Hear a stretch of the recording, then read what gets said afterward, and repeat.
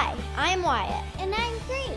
And you're listening to Our Dad and your host of the Vacation Rental Revolution podcast. What's up, guys? Welcome to another episode of the Vodacy Vacation Rental Revolution podcast. I'm your host, Shawn Moore, and I don't know that I have ever been more excited about an episode that I'm going to be recording.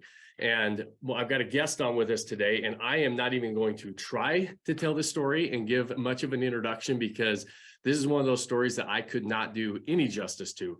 And so we've got one of our longtime Vodacy Empire Club members, Benjamin Kimball, joining us today. So Ben, thanks so much for joining us. And I'm so excited to dive into your story with everybody.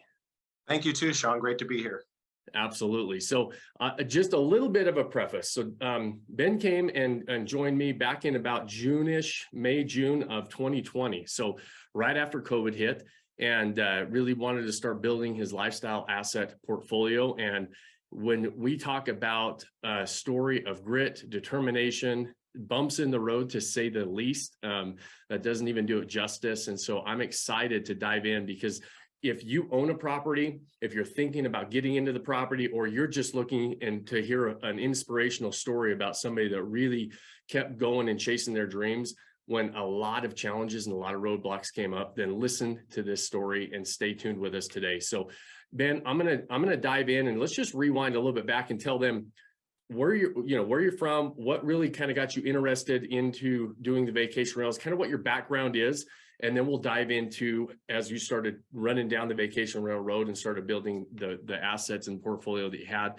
And spoiler alert, there was a total loss on one of the properties right out of the gate where 999 people out of 1,000 would have just said, okay, I'm done with it. And so you guys, I'm really excited to dive into this story, but before we start there, let's start with where you started from and why we got interested in doing this. Sure. So my family and I live in Central California. We're not in Los Angeles or San Francisco. We're out in the farmland. Okay. Different part of the state than most people are knowledgeable about. We are at the foot of the Sierra Nevada mountains, and we are about 45 minutes from Sequoia and Kings Canyon National Parks. And so while agriculture is the big business around here, we also get a lot of tourism. Yeah. Yosemite is not that far away either, about 2 hours from here. And so we have a lot of mountain wonderland in this area that are really good locations for people to vacation to. I grew up as a kid in this area with a grandfather who had a vacation home, a cabin, and we have a lot of fond memories going up to Grandpa's cabin occasionally while I was a kid, and I always wanted to repeat that, create that for my own kids. And years went by, we hadn't really been able to work it out. We did a number of real estate type investments in Utah, where my wife's from, in California, buying, selling, renting out. Never made a lot of money doing that. Sometimes we made a few bucks and it was really nice. And sometimes we actually lost money on deals because of the cycles of the market. But overall, we are people who appreciate real estate in general as a vehicle of building wealth and building stability, and have seen that work out. We had no experience though with short-term rentals or vacation homes, but we still had that gnawing desire to go that direction. We just had no knowledge or really how to do it, how to set it up, how to run it, where to do it, etc. And so COVID came around and we finally started figuring it out. Right. The first place we turned was actually you. You're the first and best option we came across for learning the skills and the techniques to do this. And so we signed up for what was then Lifestyle Asset University. Back in the good old days, the old name. Yeah. Took the class. We'd already started looking at areas of where we thought we'd do this. And one of the first things we did in the class was the online analysis tools, which helped us really, we use Mashvisor more than anything, and it really helped us see what was going on in all these different communities in the mountains of California. And areas that we thought would be really strong actually turned out really poor. And I thought maybe it was a glitch in the system. I've come to find out later that no, it was no glitch. Those areas are actually really struggling, and people with vacation homes there are just always struggling. There's too many of them. It's just the things haven't come together yet. Meanwhile, there were other areas in these mountains that were red hot, and they were not discovered yet in a large way. And Right. so the very first thing you did for us was help us figure out where the best places were to do this. Right. Well, that first step, right? The right location, the right property, and sometimes it's different than we think going into it. Like you mentioned, sometimes the areas we have our eye on sometimes don't underwrite the way that we think they're going to, and so it's good to know that for sure going into it. When you got into this, just so everybody has a little bit of a background, what was paying the bills? What's the day job? What pays the bills day to day? Sure. My career has been in city planning. I've had a government service job my whole adult life. Yeah. Worked for several cities. I worked for the county here. I currently work for the transportation agency.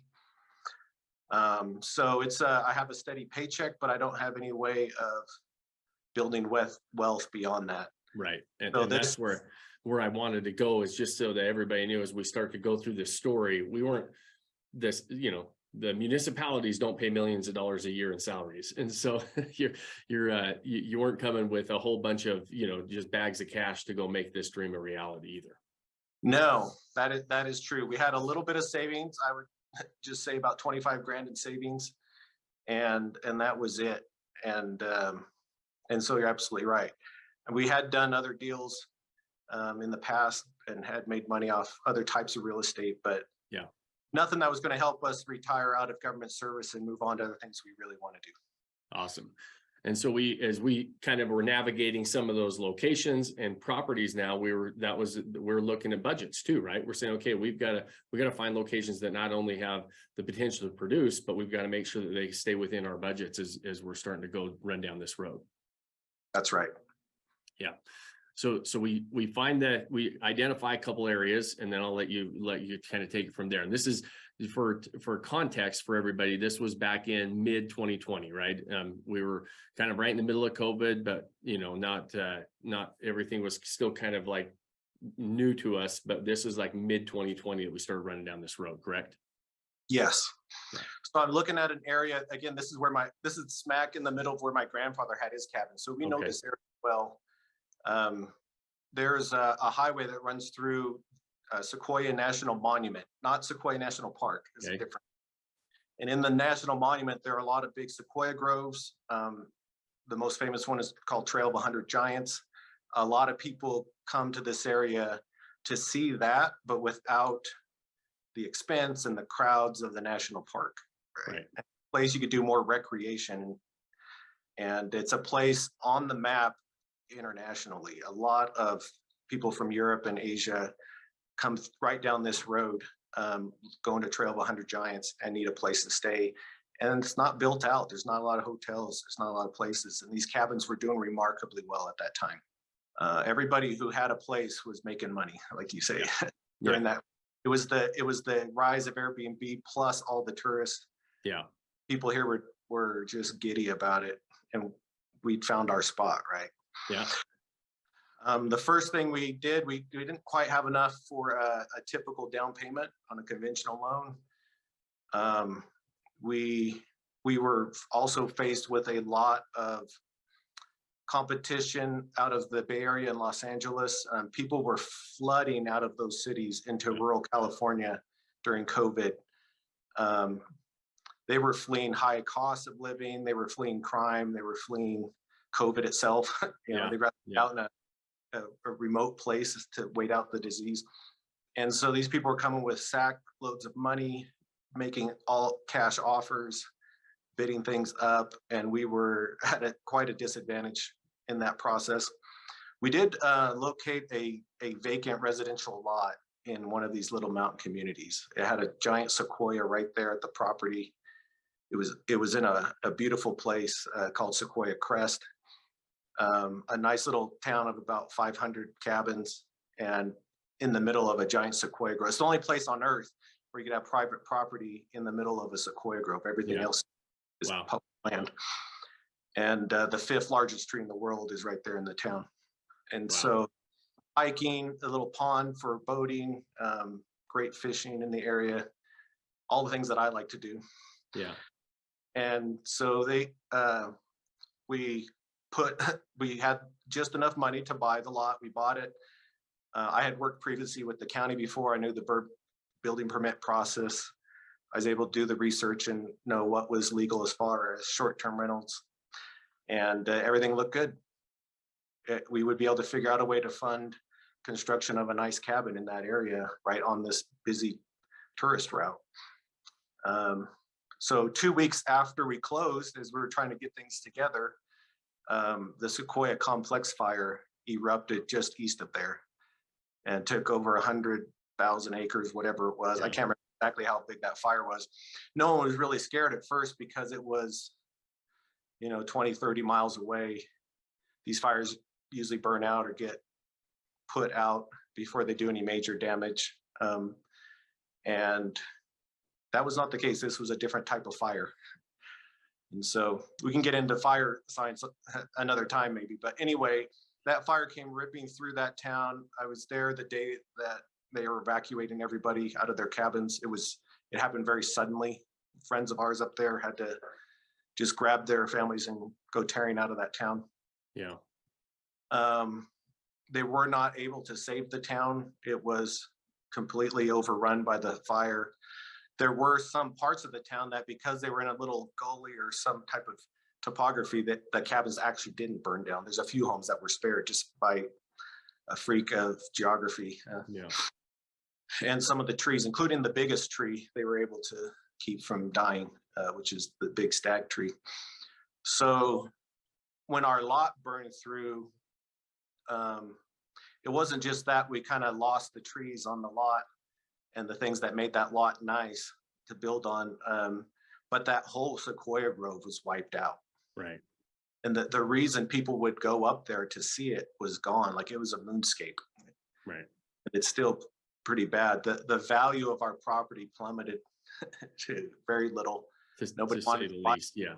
Nobody. Yeah. Where you say, like, you're a major profit driver that brings people there is gone. It's not there. There's thankfully the one major biggest tree there survived, but everything else is gone. So where do you go from there? I mean, that's right. You want to talk about getting the wind knocked out of your sails. I remember when this happened, and, even posting in our community and hearing, telling us about it. We're like, everybody is just like, oh my gosh, this would be devastating. Like, what do you do from there? Right. You lose it all. The value of the lot is, next to nothing at this stage compared to what you bought it for. And so, I mean, to say that you were devastated and the wind was out of your sails, I'm sure is an understatement. Oh yeah, that was the end. It seemed like, we started down the path, we got knocked out. We couldn't really just sell the lot and try again, right? Like, we had to figure something out if we're going to keep doing this. I really didn't want to give up though. Yeah. Like, we everybody's had highs and lows in their life, right? You get on with it. That whole path didn't work. We're gonna try to do something else. Well, I don't know what. We're gonna go back to the Vodacy classes and look at different creative ways people are approaching this. We're gonna find something. And I eventually I kept looking, and I eventually found a cabin for sale within our price range. What would have been our price range, right? Had we started with that, and not having the enough cash to quite do it anymore, I was able to convince my cousin who lives in town, who I know, good friend of mine, my cousin, who is also interested in doing something like this, to go in on it with me. Now, people that haven't taken your class or other classes, we've done the Dean Graziosi classes before, and those are all very good. You learn how to manage fears and risk, but none of my partners had done that. Those things, and so we're dealing with a lot of hesitation and people changing minds, and at some point walking away from it. And I had to keep trying to convince people a lot. And that was actually kind of tiring, the ups and downs of anxiety, but not accusing anyone of anything abnormal. It's normal to Absolutely. Yeah. go through that. And especially at this place we found, because there were no short-term rentals here. There wasn't anything going on here to compare what we were trying to do to. We didn't know if we'd be able to get cleaners up there in a remote area. We didn't know what kind of profits people would make in a place like that. We didn't know what kind of problems they'd face. So it's natural. People are naturally hesitant facing those kind of things. But we got it. We bought this old beat up cabin in a little town called Wilsonia. It's right in the middle of Kings Canyon National Park. You could walk from that cabin to the visitor center of the national park and to one of the biggest attractions, the General Grant tree, which is the #2 tree. From there, it's only 30 minutes to Sequoia National Park, 30 minutes to the floor at Kings Canyon National Park, the valley floor where all the hiking is. Yeah. For 20 minutes to Hume Lake, which is a big attraction here. Great hiking, great elevation. It's like the perfect spot for anyone who wanted to go to Kings Canyon and Sequoia National Park. And this one's right in the national park, which is super rare, right? This one's in the national park, which you don't hear about very often. That's right. It is privately owned land, and so you own the land and you own the structure. It's crazy, yeah. And very rare. Built in 1918, I believe. Wow. And only back then could you really do something like that in a national park. So people have held on to these kind of legacy cabins. Should something happen,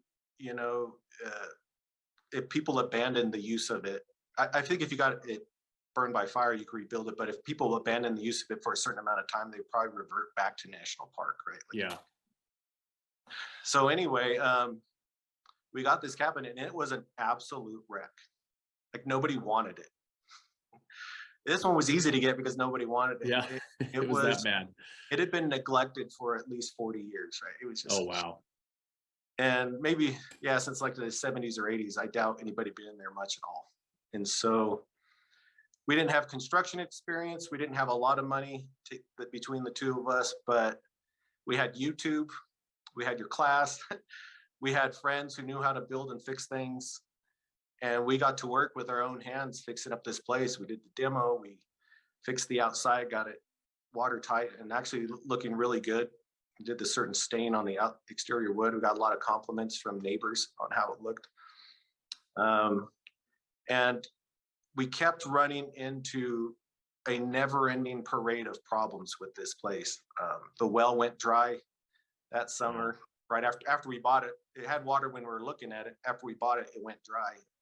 We had to figure out how to get water there. We eventually got a water tank put in, and water service trucked up the mountain. Did it ever restore? Did the well ever come back? Because I'm assuming that was because of the major droughts in California, right? That's right. I guess we'll find out probably in about 2 months. Right. Finally, we were just talking before we hit record. We finally are getting some snow and some moisture in those mountains again. Yeah, I think eventually we'll need to deepen the well, and that'd probably solve it in the long run. Will they let you do that in the national park, or will they allow you to go actually make the well deeper and get it so you can hit the water? Yes, we can go deeper. I don't know if we can go start a bunch of new wells. Right, but you could go deeper on an existing. Yeah. Nice. And all the neighbors up there have done that at one point, it seems like. Yeah. Some of them with these little hand tools from probably 1918. Wow. There's just all these big issues, right? This money pit type issues. And we did a lot of the work ourselves. It took us 1.5 years to get that cabin fixed up. We'd go up there on Saturdays and spend the days, or my kids, it was during COVID, right? So my kids had homeschool, so they would do homeschool up at the cabin and then we'd work. Right? And that actually became kind of a nice break from all the COVID stuff back home and back in town. Sure, like kind of a blessing in disguise a little bit, right? It really was. It wasn't long before I have twin 13-year-old daughters. Their friends would go up with us because they wanted to get out of the house and go do this. So we were perfectly happy to work them as much as they wanted. And they were actually very hard workers. They wanted to pitch in and tear out cabinets and build new ceilings and stuff. And That's got to be pretty fun too. And I'm sure you watching that with your own twins, but their friends, and then having this, seeing their sense of accomplishment and when, gratification when the job was nearing completion and when it was done and some of those things. What a fun experience, even though I'm sure it wasn't fun at the time going through it all and having to put that much work and effort, but what a rewarding experience to be able to put that much work and effort into a property. And just help their minds. Yeah. Right? Getting out of the house, fresh air in the mountains.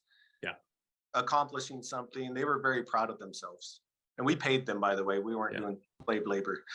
But they got to contribute to the design ideas, and they came up with some really good ideas of what to do in certain places in the house, and got to actually install it themselves.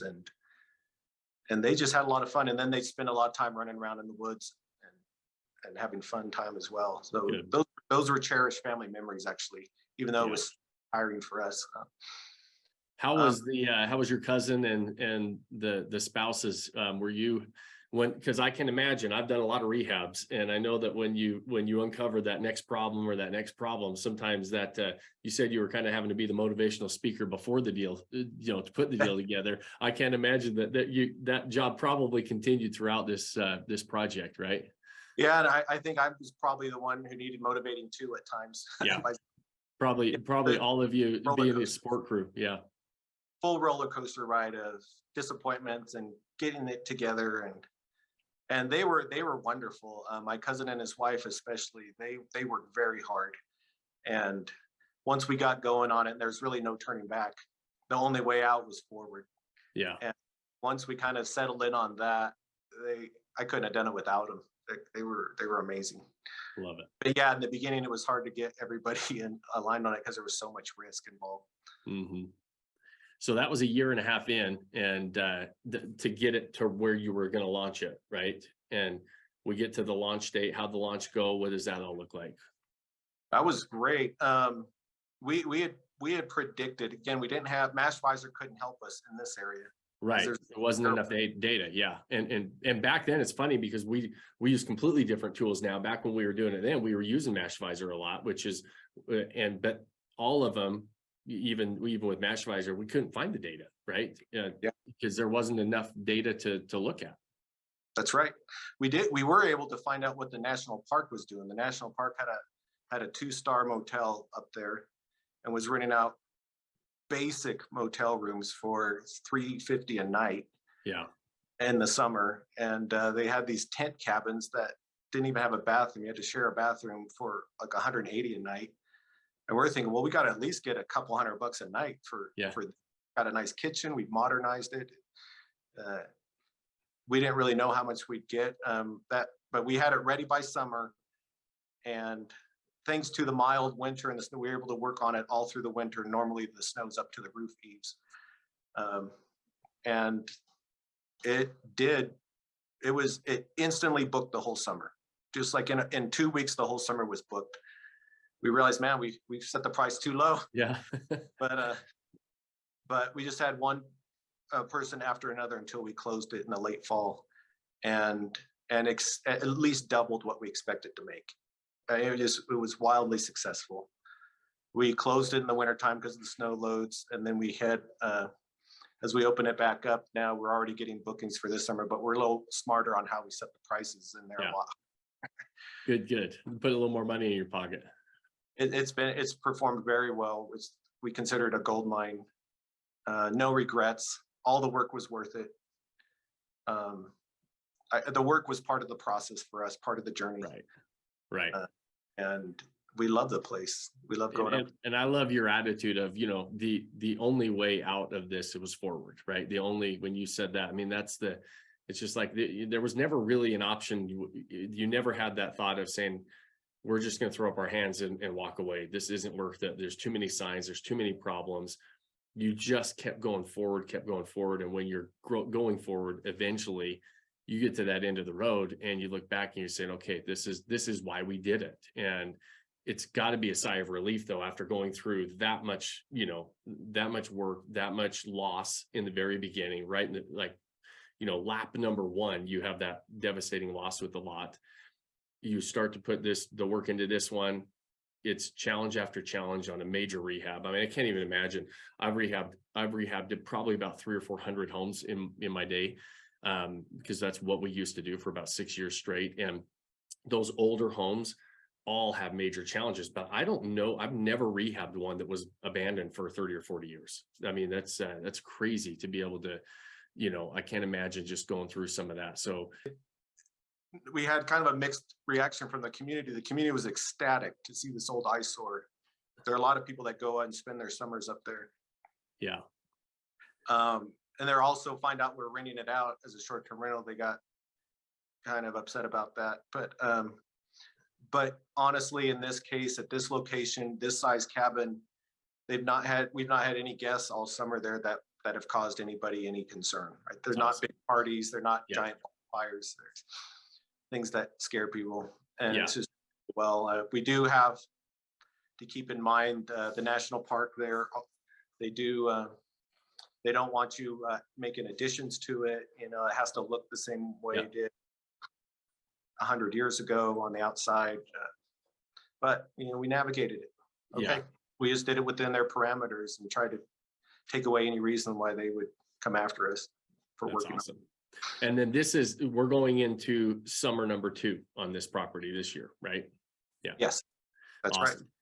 And so where do we go from here? Because this is not the end of the story for you guys. You started to, this is really property number 1, or sort of property number 2, because the lot was number 1. And then where does it go from here? So as we were doing all that work, we already had our eyes on where to go from here. We hadn't finished it, but we knew we wanted to do this. We had made a goal in your class to do 5 properties. And so we're going to keep this going. We did have a rental property in town, where we say in town, down in the valley floor where we live. Yeah. It had a lot of debt on it. It was a 4-plex. And we were renting it out for almost no profit at all on a month-to-month basis. I would be surprised if we made $100 on any given month. But it had appreciated a little bit. The few years ago, properties went up. We decided we could live without it by selling it, taking that money and putting it into one of these that would give us equal or more gross income as a 4-plex with a fraction of the debt. And then we wouldn't have to worry about the property owner laws that are being passed in California, where you can't evict people, or we're starting to be really scared, because if we had one person not pay their rent, we were going negative on this property. It was just too thin of a line to walk. We abandoned that. We sold it for profit, took that money, and we were on the hunt for property number 3. We went, so after the fires had cleared in the Camp Nelson Valley area, to our delight, Camp Nelson, the town itself, had been protected by pretty heroic firefighting. Mm-hmm. A lot of the forest on the north and west side of the town had been burned out from that massive fire that took our lot and the other community, a couple other communities. I can't really say we got a good deal because of the fires, but we were ready to move forward and see what we could do, as this place is going to rebuild from that. There were parts of this community that hadn't been burned on the east side. So we went on the hunt. And again, here we are competing with big city bags of money, coming up there, people living up there, telecommuting for work. This vacation spot became a residence area for a lot of people. And we had a really hard time making offer after offer after offer on these cabins that came up for sale. Make a long story short, we decided I've actually missed a step in the story. Prior to selling our 4-plex, we were trying to get a cabin here in this area. So rewind that for just a second. Yeah. Not having sold the other property yet, we had no money, but I convinced my parents to do a deal with us like I'd done with my cousin. Hey, maybe you guys can get in too. We'll share the profits. You guys will have a place you can go up and vacation in yourself. I spent a long time making offers unsuccessfully until I finally got one. And as soon as we bought it, the next fire started up. we survived that one, came close to the town, but it was all right. And they decided they wanted to keep this one. They changed their mind about Yeah. short term. They're nearing retirement and they just want to go there all the time. They didn't want to rent it out at all. They want to just be there all the time.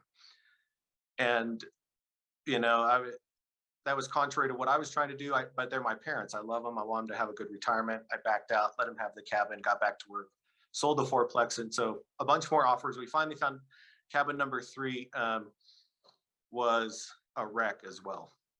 And that's the only reason we got it, because of the bidding wars. The good cabins cabins in air were gone or impossible. But I'm sitting in it right now.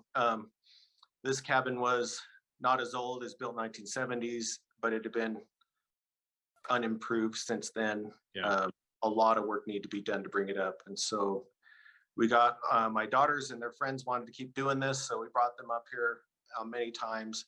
And in 6 months of hard labor, either working at this cabin or up in Kings Canyon National Park, we got this one done. Got this one done in about 6 months, and really went for it.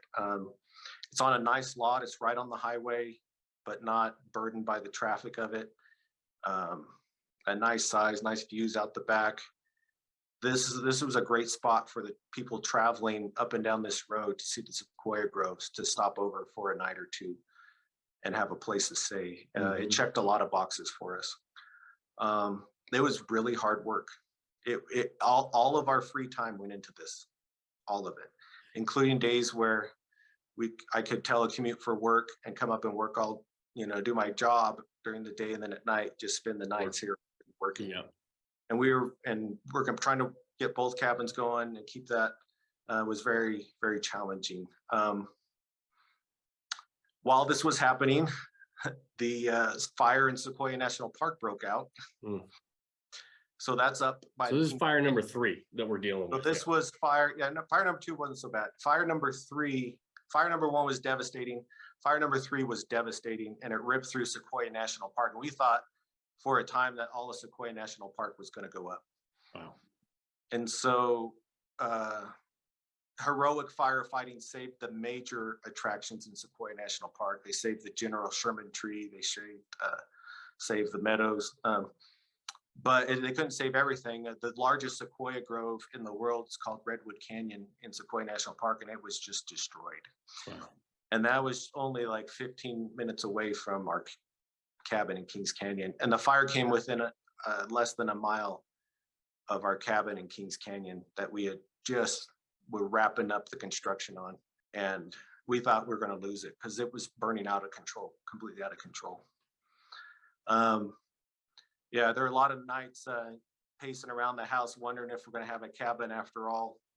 Well, Again, and you're on the heels of just losing your the lot was gone, right? And then fire number 3, breaks out, and you're like, okay, we've already kind of experienced this. So the fear is real, right? It's not like, not that it's not scary if you haven't had a total loss, but it's really scary when you're like, holy crap, do we have to deal with this again? Exactly. There was no sign that we were going to, that cabin would be saved. There was no. And so the fire did eventually stop on the edge of that community, partially because the community had been so good at fire prevention measures, thinning things out and cleaning things up. They do this very well, especially since it's a national park. Yeah. And then partially from firefighter efforts, which were all right there at the park headquarters. So we feel very blessed. We feel very lucky that we made it, but there's a lot of anxiety around that as well. That fire burnt. We sit there and watch the fire maps every night, a couple times a day, and just watching it getting closer and closer. And even wondering, okay, even if the town survives, the cabin survives, you always have that question of, is somebody going to still come here? Are people going to still come and you just said, the largest sequoia grove is gone, right? Those are some of the things that people are coming to see. Yeah, when I say gone, it could be back in 100 years. Yeah. But not in my lifetime. Right. And so that was part of the horror of it, is how much is going to be gone. Right. And what's going to be left. Kings Canyon had a really bad fire about 8 years ago that it's just barely recovering from. But wiped out a lot of the forest that hasn't grown back yet. So these fires do happen. Fires are natural in the West, as you know, same with Utah. Yep. We almost need them to thin out, but we've preserved the forest so tightly that we don't do controlled burns outside the national parks and the national forest. We don't do controlled burns, and we don't allow logging anymore. Yeah. And so this is the big moment we kind of predicted 30, 40 years ago would eventually happen. And were the years it was happening. So we did survive that, and it's gone very well since. So we're very relieved. We finished this other cabin now on the highway in Camp Nelson, and got it. Actually, this one was open before the other one. This one was done faster, and it had a really great summer. Now, part of it was capitalizing on the loss of others who lost their cabins entirely in this area. So there were fewer cabins for people to stay at, and so ours was getting a lot of attention. But also because we had gone in and really modernized it really well and themed it and made it an experience just like Shawn Moore teaches us to do, that people preferred staying here over a lot of the other cabins. And so we just did really well with what the program taught us to do on that. Yeah. And sure enough, here comes another fire the next fall. So 1 year goes by, everything's going great. On the south side where the forest hadn't burned, there was a big fire that erupted near California Hot Springs, which is dozens of miles away. But we learned from the last one that doesn't matter if a fire far enough away can get to you. And it did, burning through, did hideous damage to the remote sequoia groves. Trail of 100 Giants became Trail of 98 Giants. They did save the rest of it. A lot of the hiking areas were wiped out, extensive damage on this one. And it came right over the mountaintop to the south. We have a kind of, if you look out our window, there's a snow-capped peak, but the fire came right over that and down into our valley and just within a quarter mile of this cabin. So once again, the community's evacuated. All our bookings have to be canceled. People that were booked for 3 or 4 months later were canceling because they're sitting there in Germany watching the news of California fires, like, oh, I'm not going there. And so it wasn't just the immediate bookings, but we lost a lot of bookings after that. And the whole reputation of the area, the sites, the attractions, a lot of it was destroyed. And we just, the whole town had been evacuated. I was telling you earlier, to this hillside where we could all see the fire happening. Everybody was just watching in terror as to see their cabins go up in flames, right? And so luckily the town was spared again. Again, firefighters jumped in on the scene. They did the fire breaks, they did all the clearing, and they saved the town again. But I could see the flames right out the window coming down the mountainside. It's just crazy. And so we figure we must have been crazy to try to do a vacation home in a place that was going to be eaten alive by wildfire, but the house is here. It survived it. Now we're starting to see a little bit of green back in the forest, but most of the trees are gone. Right around this community, though, where the firefighters protected us, there's a nice little forest, and some of the good sequoia groves were protected. The river runs through town. It's a beautiful setting for people to vacation at. Mm-hmm. And so as soon as the smoke cleared, we started, the cleanup began, and then pretty soon people are booking again. So we had to go through a few months of disappointing revenues or whatever. Yeah. But honestly, through all that overall, even with, if you look at a year-on-year basis, we have never lost money on this place, even when the disasters have hit. It's been a really good asset class to work with. And so here we are now going into getting ready for the next summer, and we're getting bookings. Cabins are filling up. We couldn't possibly have another fire here. We burned every direction around us for 100 miles. Right. Like, there's no more fires to worry. Like I wish I could just go start an insurance company and sign everybody up for fire insurance. I know I'd never have to pay anybody. Right. But that was the peak of difficulty for us was getting through these natural disasters Yeah. and trying to get back up and going again. So we knew, even though we're anxious about continuing to do this, we managed to refinance this property and use that money to buy another one just down the street. It's right on the river. It's our best one out of all of them. Big, beautiful cabin. Not very many properties are right on the river in this area. Yeah. Great trout fishing. This is one of the country's good trout fishing rivers. And we just love that cabin is exceeding all expectations right now. Even during the slow times in the winter, it's full. My wife was just down there an hour ago walking some Hollywood people through it because they want to film a movie there and stay there. Oh, that's fun. Yeah.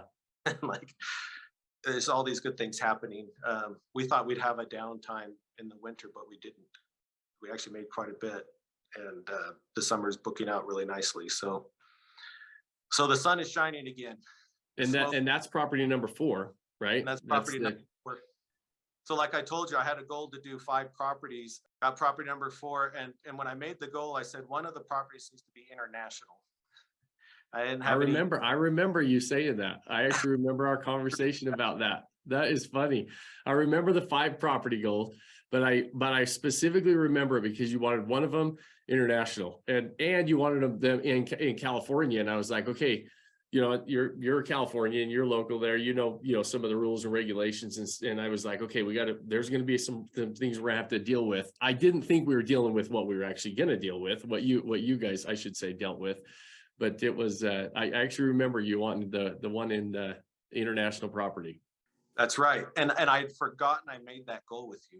Yeah, I'd forgotten that. All these other things going on, I just forgot. Yeah. But I worked out a deal, a partnership again with some family members. My brother actually bought a cabin right across the street from us after he saw what we were doing, and he lives out of state, so we help manage it. And I learned the term for it later is co-hosting. You're co-hosting. You're in the game. I'm in the game of co-hosting now. Yeah. So that one we take care of, and we love it like our own place.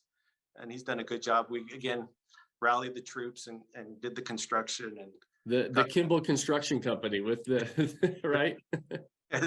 We're not incorporated yet, so someone right. Take, and then we worked together, and we have. I didn't know where internationally I wanted to do it. I've lived in Brazil for a couple of years. I was born in Europe, but we finally settled on after doing a lot of research and looking up on a place in Portugal. And we found a place on the south coast, a beach condo and a resort that we could get. My wife and I stayed there earlier in the year to go check it all out.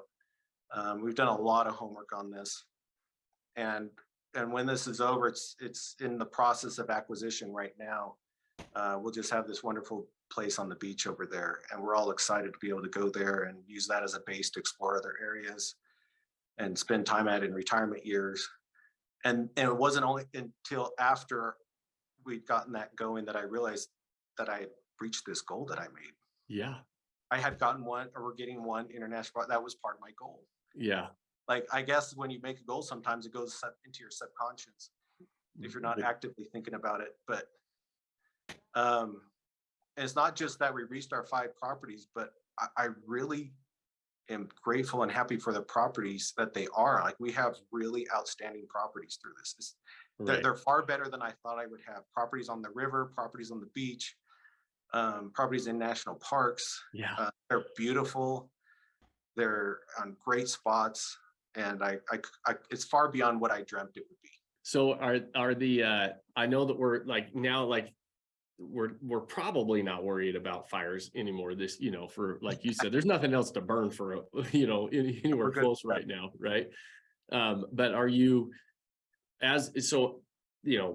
lots of, like, tons of stuff to unpack. We don't have enough time to unpack all of it, but I wanted to go through that process. When I hear you tell the story and I think about the story, it just gives me chills because, one, you started with this property goals. You started with, I want 5 properties. I want one international 3 years ago, right? We're not even a full 3 years into you in this game with a lot of challenges, more challenges than, like I said, 999 people out of 1,000 would have said, maybe it's a little much for me, right? And so you one deserve the credit and to say you actually kept going, right? You didn't get lucky in this, right? It was you made a goal, you persevered, you rolled up your sleeves. There's grit and determination, not only for you, but your family members and everybody that had a piece in putting this together and getting through some of those tough times. And ultimately you look and you're like, I can't believe it. We're here now. That we actually, 3 years in, we've reached our goal of what we were really trying to build. When you say, I can't believe this, does it make you want to do more? Does it say, hey, listen, we're gonna now like kind of take a breather and just enjoy this and realize what it's done for lifestyle and financial freedom and really appreciate that. I'm sure you appreciate it all the way along, but what does it look like now? Like where's the mindset now that you've actually accomplished that? Well, and in addition, we are happy. The money we're making is great compared to what we thought it would be. Yeah. And it's changed our lives. We're able to pay down debts. We're able to get things set. We're starting to trying to figure out retirement in 2 or 3 years. That part is wonderful, but it also built a life mantra, an attitude about problems in general. Love it. And there were so many times that we said, you know what, guys, this is just going to be a memory someday. We're just going to keep doing this. We're going to keep coming up. We're going to keep nailing boards to the wall. We're going to keep digging that hole. And someday this will just be a memory. And we'll be enjoying it. And just having that goal in mind that it's just someday it's going to happen and to keep going. And that really helped us keep going during a lot of it. And also helped us from attitude wise, knowing that we can do hard things. Yeah. Like we realize we have abilities in us that we didn't know we had. And we have an attitude now that, we're looking at the Portugal deal, like it's risky, it's this, it's that. But, guys, remember what happened last time? Remember, like we do the work, we get through whatever it is. And we see ourselves, we're problem solvers now. Yeah. And all we do every day is we get up and we go solve problems until they're gone. And when they're gone, we sit back and put the money in our pocket. That's right? So, yeah. Just be a problem. Enjoy being a problem solver every day. It'll eventually be a memory. We'll eventually solve it.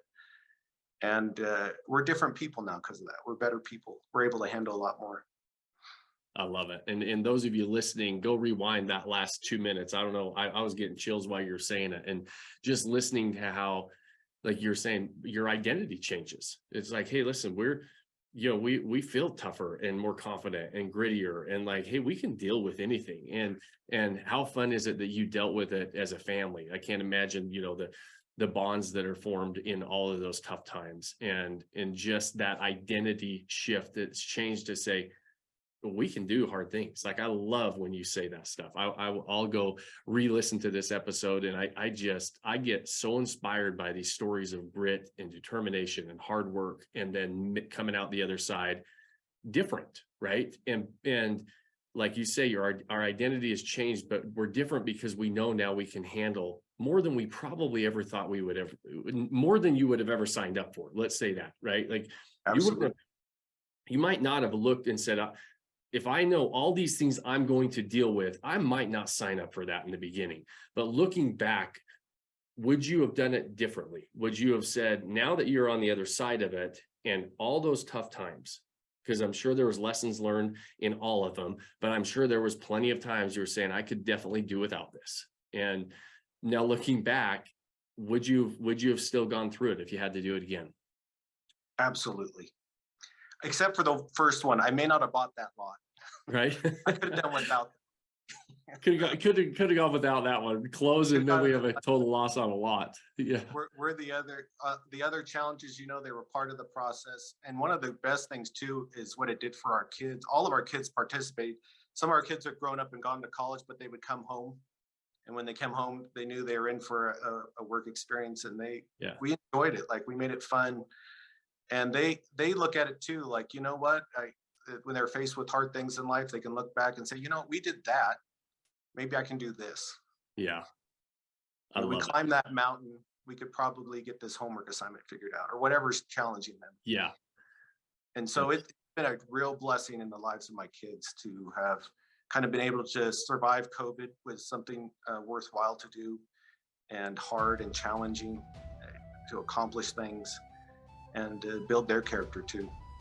I love it. And I'm going to wrap up with one last question with you, but before I wrap up, because I want to give you the last word on this, is I just want to thank you. This has been an amazing conversation. I want to thank you for sharing your story. I love sharing successes, winning, but more importantly, what it takes to come out on the other side of winning a lot of times. And a lot of times we don't talk about rolling up our sleeves and the challenges and the hard work that goes into it.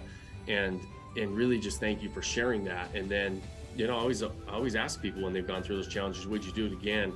And I've always heard a resounding absolutely. And so it's we love to talk and share that's the grit and determination, the hard work and everything else, because now the Kimballs walked out on the other side of this and they're different. Your identity is different. You're just, not only are you changing your life, lifestyle wise, financially with the assets themselves, but just our identity and knowing that we can do hard things. And I think at the end of the day, to me, that's even more valuable than what the monetary things that we get from some of those assets. And so I appreciate you sharing that story. It's one that I am so excited for people to hear. I know a lot of people are going to share this story, on the podcast and YouTube and everything else. And it's going to be, I know it's inspirational to me. I know it's going to be to a lot of people. So thank you very much for sharing that with us.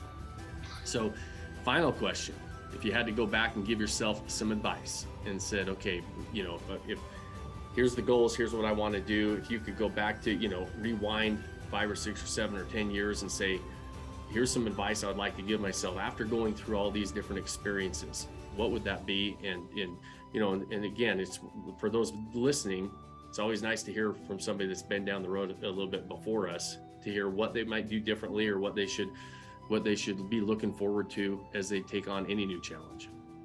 Well, I'm sure just about everybody wishes they'd gotten into this arena sooner. Absolutely. Yep. I would have told myself to forget this other stuff, go into this.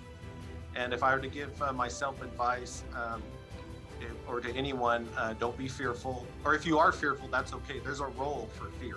Absolutely. But if you're hesitant because of that fear, just do it anyway.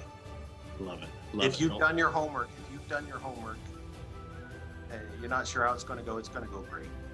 I love it. And I always say too, and I love that advice on fear. Fear is a sign that maybe that there's growth potential, right? If we're scared about something, we know that there's that real potential for growth, and there's room for fear, but don't let fear paralyze you into not taking any action. And so great advice. And Bill, thank you so much for joining us. This has been an amazing conversation.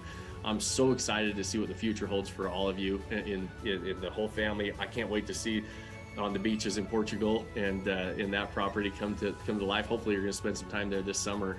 It might be rented though. You got the summer season coming up there in Europe. We have a rule: don't go in the summer. That's rental time. I like it. That's how I was like, we're going to go use it outside of the peak season.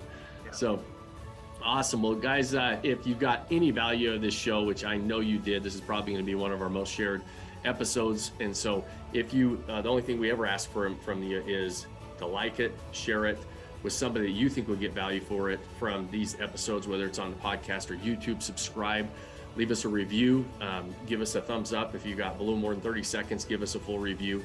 And we really, really appreciate that. The only way that this show grows is by you guys sharing it. You are always the best part of the show, and we always appreciate you spending your time with us. And I always leave you with one challenge at the end of every episode, and that's pick one thing that you can do today to go build that life that you don't want to take a vacation from. Cheers, my friends. Thanks for joining us on this episode of the Vacation Rental Revolution podcast. Share this with other people you think need to hear about it. And don't forget to subscribe and leave us a review. Hey Grace, is there a website? Yes! For more amazing content and expert advice, visit Vodacy.com. Thanks for listening, and we'll see you on the next episode.